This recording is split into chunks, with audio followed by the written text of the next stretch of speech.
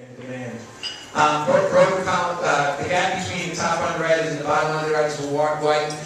If you're a stock picker, and I'm not a stock picker, I own one stock, it's called Lancer Insurance Company, and that's plenty for me to own right now. But if I were picking property casualty stocks, if you look at the difference in performance between the top quartile and the bottom quartile of property casualty companies, there's about a 10-point difference in performance. The top quartile returns about 16% on their equity. The bottom quartile returns about 6% on their equity. So there is this, that's where really the opportunity, that's why you see any investment activity at all in the insurance business, is because if you can find those top quartile companies, the returns, these are the Progressives and the Markells and so on, if you can find those companies, the returns on those companies are excellent, whereas the bottom quartile, in the 5 to 6% range, is really what pulls down the averages dramatically. I think broker consolidation will continue for a very simple reason. It always has. If you look back over the last 20 or 30 years, there's been this continuous migration of broker consolidation, where today the top 3 brokers, you know, the Aons and the Marsh and the Willis, those top 3 control more of the business than the top 2 or 3 guys ever have. And that's been a continuous migration over the last 20 or 30 years. I don't necessarily say that because I think anyone in this room needs to worry about that, because I think at the local level, there's always going to be plenty of room for people who work hard and create a difference. But, you know, it is what it is, and there has been a lot of consolidation in the brokerage business. If you go back and look at who the top 10 brokers were in the 80s, the 90s, and, you know, the first decade of 2000, every year it changes. Every year, if you go and look at who the top 10 brokers were in this country, you get these massive shifts of who's been bought, who's been acquired, who's gone out of business, so on and so forth, and where the migration has gone to. So that will continue, and I think it will always continue. Pressure will increase on wholesalers, GAs, and MGAs. I'm so glad I saw Jay Levy heading to the men's room before I got to this point. Anyway, I think, look, without trying to get too personal with any, intermediaries have been in trouble for 20 years, right? The world has been basically squeezing intermediaries for the last 20, 25 years, and the world will continue to squeeze intermediaries. It's got nothing to do with the insurance business per se. It's Wall Street, it's the music business. My God, even the post office is getting squeezed out, and they were fundamentally an intermediary. So everywhere you look, people who are in the middle of customers and manufacturers, think of insurance companies as being manufacturers and our policyholders as being kind of the ultimate customer. If anybody that's in the middle of a manufacturer and a customer has been getting pushed around now for about 20 years, and unless you're providing some extraordinary value in that proposition, you're going to continue to get pushed around. So I think that in the insurance business, you're going to find more pressure on intermediaries in general, and I think the intermediaries kind of at the second level, you know, whether they be the GAs or the wholesalers and so on, are going to have to be constant. Are they going to disappear? Absolutely not. Many of them provide extraordinary value and extraordinary expertise, but the ones that don't have got to be careful, because, you know, if you're not doing that, if the only reason you exist is because you put the customer together with the manufacturer because up until now they couldn't find each other, well, those days are over, because everybody can find each other now. So you got to make sure that you're doing something real special if you're in the middle of it. Lots of big picture stuff, and this is, by the way, none of this should be construed as a political position on my part. If I imply anything political in any of these comments, please don't take that to heart. I'm not trying to make any political statements. I just wanted to put this up here because I know in the audience today we have a lot of people that own their own businesses. I see a lot of young faces who I think someday would love to own their own businesses. And I think when you own a business, if you're responsible for running a business and owning a business, you need to be thinking about, hey, where are things going? What's going on? How does that affect me negatively, positively? Even the things that are negative always have another side of it. There's always opportunity in that. So I just thought I would share with you at the end of the presentation here some of the things that I think about. Many of them probably will have no impact on our business, but a lot of them I think will, and a lot of them I think will represent opportunities or represent a level of change that we all need to be very, very aware of. Anyway, 2008 was a big year for this country. There are many, myself included, by the way, and again, it's not political. I think 2008 was a major inflection point for this country, economically, socially, and politically.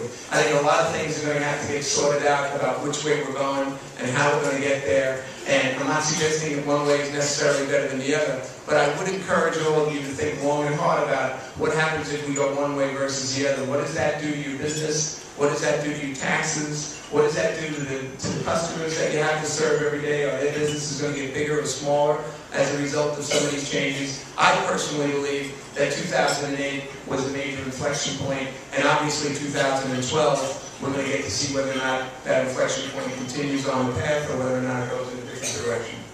Do the takers finally outnumber the makers, in this country? The takers might have, most democracies are destined for takers to eventually outnumber makers. And we might be at the point where the takers do outnumber the makers. If that's happened, it is what it is. You need to think about what does that do? What does that do to your business? What does that do to your customers? How is that going to affect things from your taxes? How is that going to affect your ability to hire people, retain people, or just manage the expenses of your business? I often wonder to myself, if the takers have finally outnumbered the makers, is it coincidental that at the same time we're also experiencing a major educational crisis and a major obesity crisis?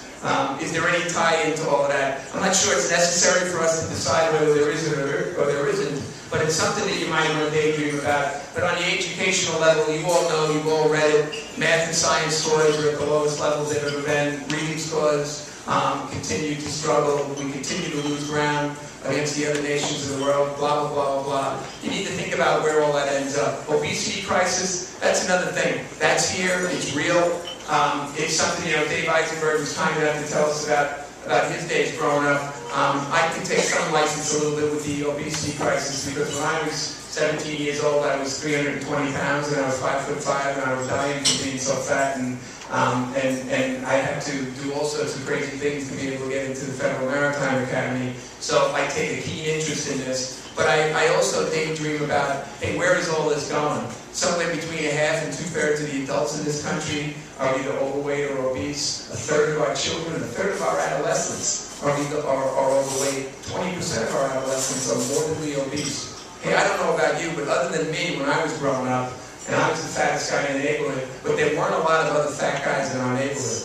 So if we're starting out with 1/3 of our kids who are either overweight or morbidly obese, most of the people that I know that got heavy didn't start getting heavy until they were in their 20s or their 30s. We're starting out with nearly half of our kids that already have weight problems. I don't know what this generation is going to look like by the time they're in their 20s and 30s when they start having a reason to get heavy. So I think it's a real issue. What does it do to workers' comp? What's it going to do to your health plan costs? Maybe you should go and specialize in workers' comp. Maybe there's just going to be tremendous needs for people to try to figure out how companies can manage all this. Right now in this country, we spend $200 billion a year trying to manage obesity-related illnesses. It's 21% of our healthcare spending is on obesity-related issues. It's a big issue. It's going to affect us in many, many different ways, and it will have a huge effect on the insurance business, whether it's workers' comp, PIP, regular liability claims that have medical components to it, so on and so forth. And your customers are going to need some advice in these areas. Angry baby boomers and young adults, 78 million baby boomers, 10,000 of them reaching retirement every day. Most of them are broke. The average baby boomer today reaching retirement has $72,000 in outstanding mortgages. That's 5 times, adjusted for inflation, that's 5 times the mortgage balance that a 65-year-old had in 1987. 5 times. That average baby boomer that's retiring today, I know that this sounds impossible to many of you. He has $87,000 in his retirement accounts and assets, and they can't retire. So, on the flip side of it, on the other end of the demographic scale, we've got 18 to 24-year-olds. 46% of the 18 to 24-year-olds in this country are unemployed. 1 out of 5 of them is living at home. Right? So, what happens is household formations as a result. None of them can afford to get married because none of them have jobs. Household formations, which we desperately need in this country to solve our housing crisis, has tumbled. We have 5 million We have 5 million unsold units in this country. The outstanding inventory of homes in this country is 5 million homes. If we had 1 million households formed every year, it would take us 5 years just to soak up the existing inventory. And that's a huge issue for our economy. Why do we need to be thinking about that? You're probably saying to yourself, why is this guy torturing me with all this? Well, if the economy doesn't grow, your businesses are not going to grow. That's what you do. If you haven't looked at it, we're along for the ride. Right? What we really do in our business is we reflect what's going on economically and socially in this country. We're the guys that deliver the news. Right? So, at the end of the day, if we can't put these kids to work, there are 70 million 18 to 26-year-olds in the world, that are not working. 70 million of them. 2 out of 5 18 to 26-year-olds are unemployed. That's a 100% increase in the last 6 years. So we have a huge problem at both ends of the spectrum. We have old people who can't retire.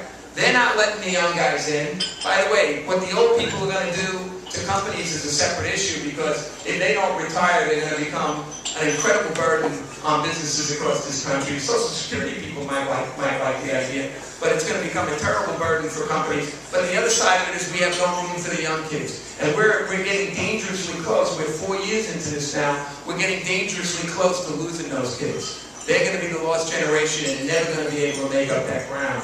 So that's a really big issue. Household formation, I mentioned you. Unemployment is 8 to 9% the new normal. If it is, what does it mean?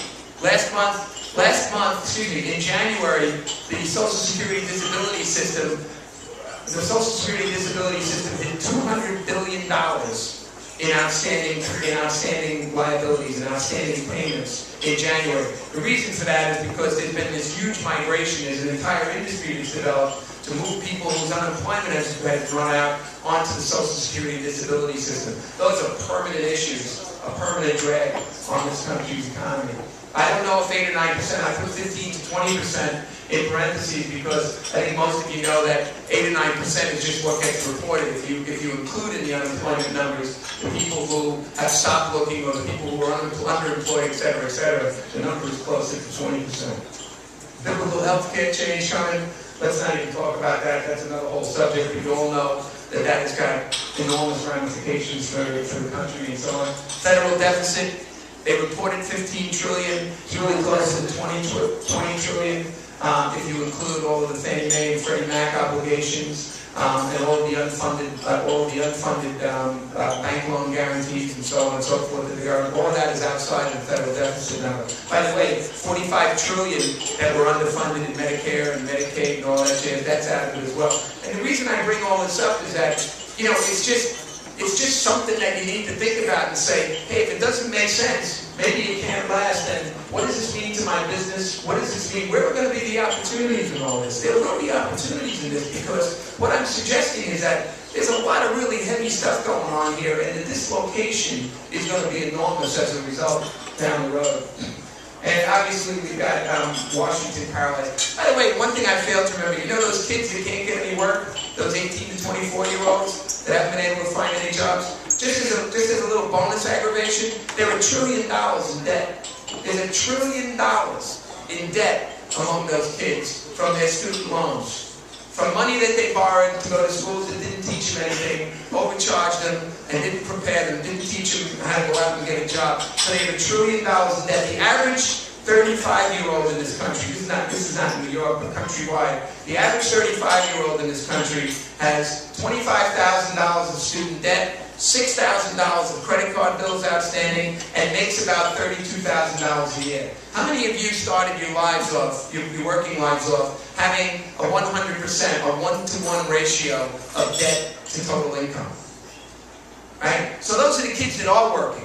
The kids that are working, there's only 54% of them that are working, because 46% of them haven't been able to find jobs yet. The ones that are working have basically $25,000 of student loans, $6,000 of credit card debt, and they're making $32,000 a year. What you're going to find as a result of that, and any of you that have kids in that area, I see it all the time because I have a 30-year-old son who calls me up probably once a week and talks to me about one of his friends who just left his job here or left his job there or somewhere else because he's suffocating under all of the debt that he has and just can't, just as much as he'd love to stay at Chubb and get all of the great training that Chubb has to offer a young man, he's got to move on and do something else that he prefer not to do because he's choking on all of the debt that he's got. But there's $1 trillion out there, and 21% of those student loans are in default or delinquent. That's going to be another big drag going forward. And another thing to think about if you're a business owner. And of course, the last point I made there was Washington is paralyzed. So the people that we want to solve all these problems, all of these biblical issues, spend most of their time calling each other names. I guess this is a political statement, but we all know all of them. They spend all of their time calling each other names and really not solving anything. And again, that's not something I want to get on a soapbox about per se, but I want all of you to think about, what does that mean to your business if it stays paralyzed? The capital gains rates or dividend rates go from 15% to 39% because they can't get out of the way at the end of this year. What's that going to do to the different companies that you work with and the different clients that you have, and what's that going to do to your own balance sheet? A few words about an old friend. I'm going to finish up, obviously, with paying tribute to one of the greatest guys that I've had the pleasure to work with, Dave Eisenberg. Many of you who have known Dave over the years have worked, well, you've already heard that he had 50 years of experience in this business. I think if I have it correct, Dave, it was 17 years at Consolidated Mutual, and it was 15 years at Lancer. And in between, we had 18 years at the D.C. White Agency before we acquired the D.C. White Agency back in 1996. Dave worked at the D.C. White Agency for 18 years. And if we had been successful, my brother and I had been successful in convincing Dave to convert and change his name to O. Eisenberg, we probably would have had him on the short list now for sainthood, because anybody that could work with Richard Wolff for 18 years clearly deserves to be on the short list.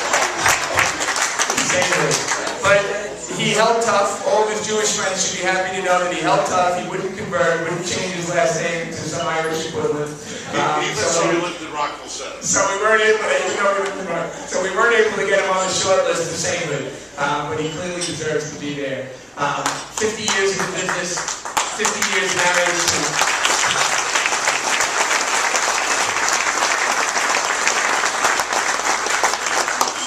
50 years married to one of the nicest people I've ever met in my life, Arlene. He tagged all the bases, I guess, if I was going to put it back into the old neighborhood vernacular. 3 kids, 6 grandkids. And as an insurance professional, I'm proud to report, and my accountant and certainly my brother, who's my partner, is even more proud to hear, that while Dave ran our DC White division at Lancer Insurance Group over the last 15 years, he underwrote $376 million of business, and every year over those 15 years he produced an underwriting profit. Not a lot of guys can say that.